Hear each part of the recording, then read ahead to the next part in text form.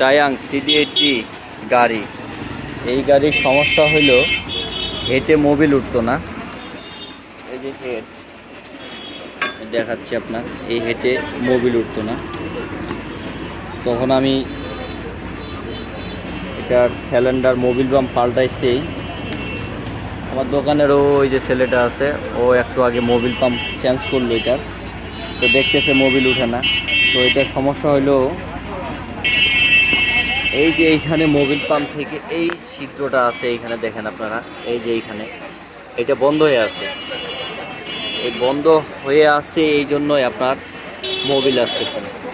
আমরা এটা যদি পরিষ্কার করে দেই, হাওয়া দিয়ে যদি পরিষ্কার করে দেই, তাহলে আপনার এই হেঁটে মোবিল আসবে। তো ঠিক আছে, আমরা কাজ করি, কাজ করার পর আপনাদেরকে দেখাবো কিভাবে মোবিল আসে হেঁটে।